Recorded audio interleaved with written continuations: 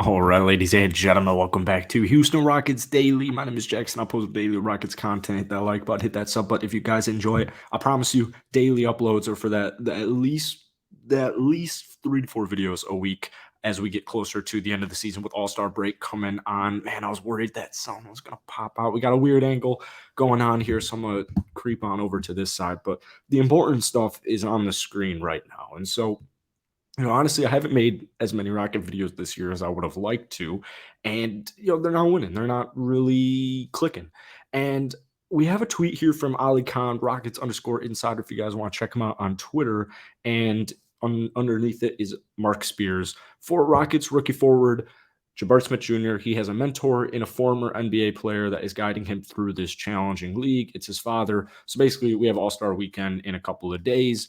And this is what Steven Silas had to say. Jabari will be competing in the skills challenge. And the joke is, well, what skills does he have? And we're going to kind of break a lot of this down today. So, Steven Silas on Jabari Smith Jr. He is young and trying to find his way. Jabari has grit and toughness, and he tries defensively, and he's not given much at all. I don't run any plays for Jabari. So, people are freaking out about this because for good reason. It makes absolutely zero sense. Why would you, even if you're not running any plays for Jabari, which is becoming more and more clear that Steven Silas has no idea what he's doing, I don't know why you would publicly say that for the number 3 pick in the draft. I'm not exactly sure um, why you would say that. I really can't think of a reason why you would say that. And Jabari definitely can't be thrilled about this. Now, the contrary or the flip side of that argument is this. On the season, Jabari this year is shooting a measly 38.8% from the field, 30% from downtown, 11.9 points, 7 rebounds. He's doing a great job at rebounding, just under a block a game, and then half a steal, and he's shooting about 79% from the free throw line. And the reason this doesn't come as a surprise to me, and I think a lot of people are really kind of picking up on this, and another reason is because a lot of my viewers on this channel began to pick this up. I made a video on, I have it right here. It was I believe, 17th game of the season. It was Sunday, November 20th. They played Golden State at home and lost 127 to 120. KPJ dropped 30 in that game. Tari Eason did a phenomenal job off of the bench. This was before the kind of ascension of Alperen Şengün. This was a just phenomenal game by Jabari. Actually made a bunch of threes. We'll just pull up the box score here. This got the Rockets 3-14, and it was ugly fast, but the game didn't get out of hand. And I had a lot to say about this. Jabari, 22 points. You had Kevin Porter Jr., 30 points. Jalen Green shot 4-15, just 16 points. And Şengün, he only played 23 minutes, and he had 4 points. So this was like way before the Şengün breakout.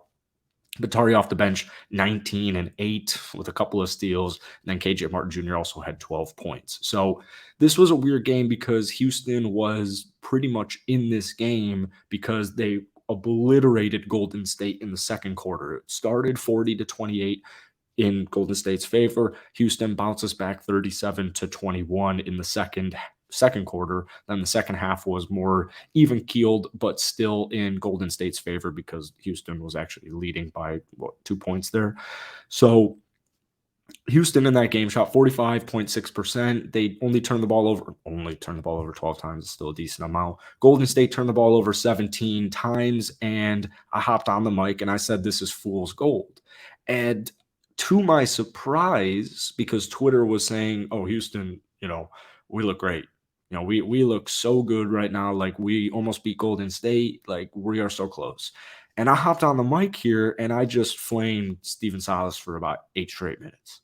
And I thought people were going to be so upset about that video. And clearly, we've built a great following here, a great community.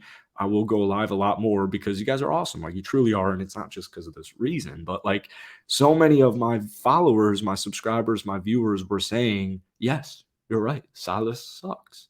And what I'm seeing with Jabari right now is very similar to what I saw from Jalen Green actually in the first half of last season. If you remember, and Jalen's a different player, a different style of play than Jabari Smith Jr. is. He's a scorer, right? Jabari is a good scorer as well. We haven't quite seen that because he doesn't get plays ran for him.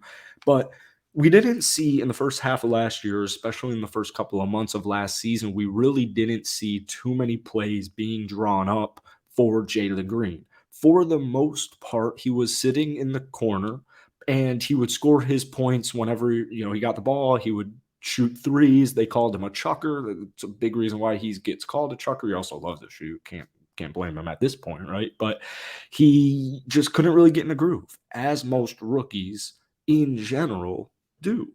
So the issue was this. It's okay, is Jalen Green a bust?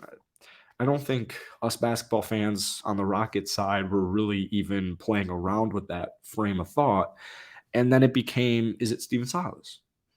So Jalen Green breaks out more so towards the second half of the year post All-Star break as he starts just acclimating to the NBA. He starts adjusting to the speed. He starts using his body a little bit better.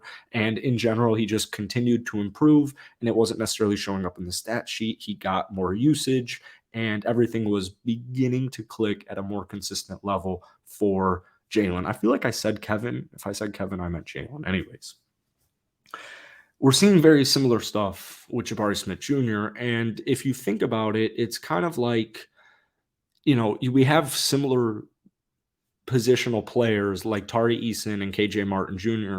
Well, those are different types of players as well. They don't necessarily, like, Tari Eason doesn't need plays drawn up for him. Tari Eason is just a high IQ basketball player already at this point in his young NBA career. And he also wasn't the third pick, but you know, Jabari Smith is a guy who, when his shot is falling, will be much better. And it's just like Jalen Green was last season because he started off the year. I should have had the stats ready to go, but like, we'll pull it up right now. Jalen Green did not start. I think could probably actually make the argument that Jalen Green didn't have a good shooting season last year. But are we sitting here thinking at 22 points a game, is Jalen Green not a good scorer? Well, nobody's really thinking that because it's just simply not true. All right, let's take a look at this. Jalen Green last season, 6-7 games, 42.6% from the field, 34% from downtown. That is a lot better than some would have guessed.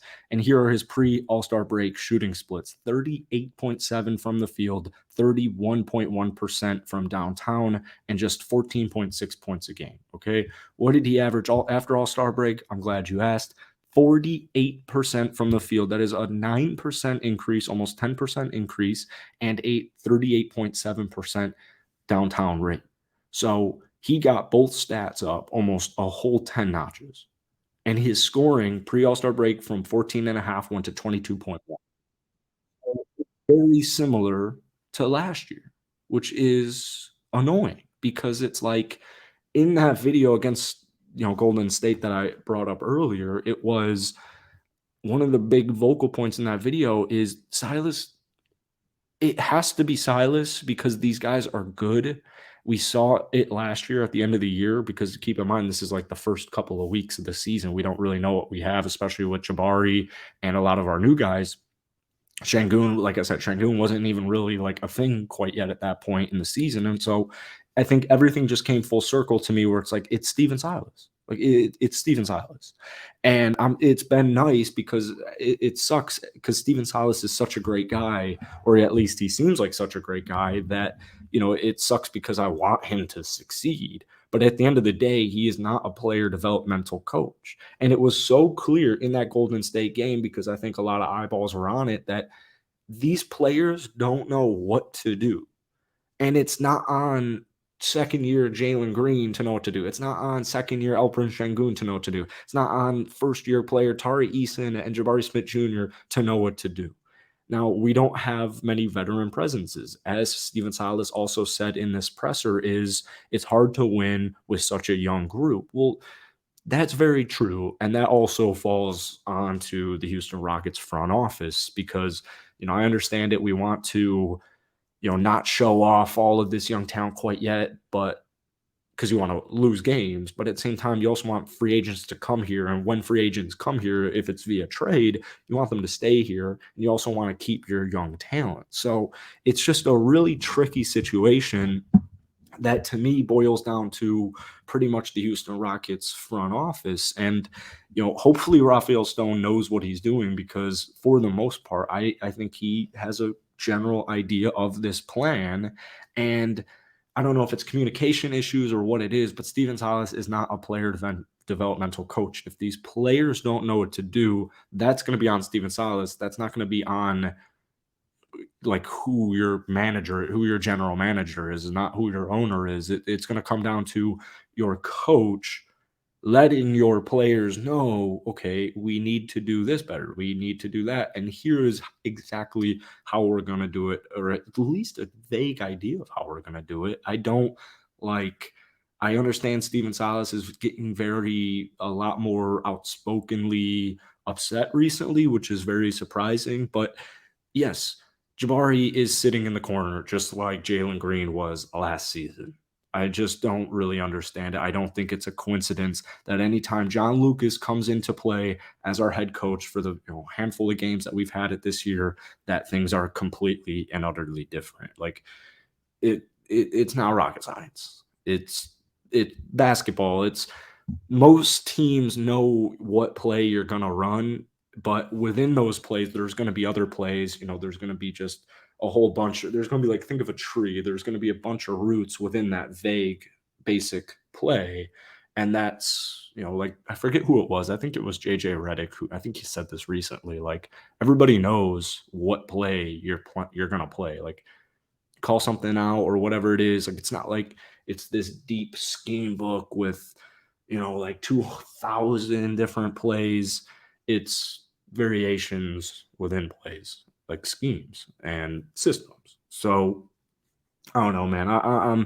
I've been off the Silas train for a while, and I really hate it because, like I said, he seems like a great guy, and I know a lot of Rocket fans agree with the two things I just said.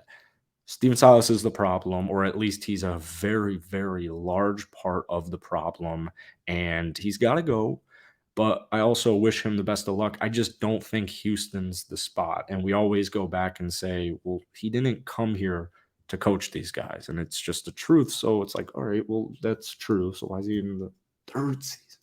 So with 13 wins, I'm just not very pleased right now. But we'll get back at it with the daily content. And last year's second half of the Houston Rockets, I know it's not like we were racking up wins. I don't need to rack up wins. I need to rack. If I want racks, I'm gonna get ribs and stuff like that. Like, I don't need wins, but I want to see improvement. And that's exactly what we saw in the second half of last season.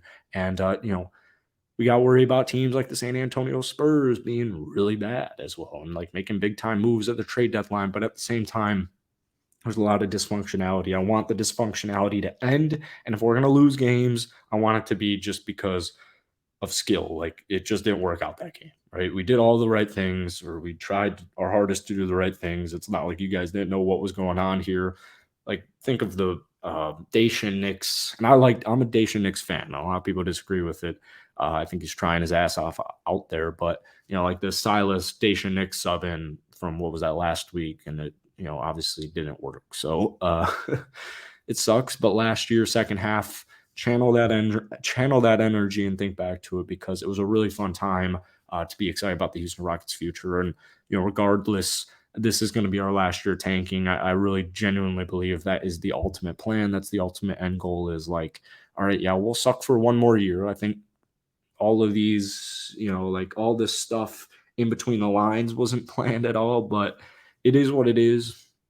We've learned a lot this season. There's a ton of talent on this squad. Jalen Green, Elpern Şengün are absolute dogs. KJ's looking good. I don't know what his future is with Houston, but Tari Eason looks like a great draft pick. Usman Garuba looks like a great draft pick. Ty Washington Jr. looks like a great draft pick. Jay Sean Tate's holding it down. Like, Jabari's still doing a there's still enough to be excited about with Jabari. Like, don't worry too much about statistics. It'll come along, and it's actually starting to come along at a little bit more of a consistent level in these last couple of weeks. So don't worry. Be happy. But I want to hear your guys' thoughts down below in the comment section. So as always, be sure to hit that like button, hit that sub button. If you guys want me to start going live for Rocket games, let me know. I do cover basketball now, so it's hard because like tonight, for example, like every team and their mom's team are playing, and it can get a little bit stressful. And Thursday's usually the prime day where you can relax a little bit more. And unfortunately, uh, Houston's not playing too many primetime games right now. So that's it for today. Throw up the H, and appreciate you guys watching, especially if you're still watching right now. Kind of like a little bit of a live stream. Yeah, that's it. Let me know your thoughts down below. Shout out to Ali Khan for this tweet. Rockets_insider. All my socials are also going to be down below, and I'll catch you guys later.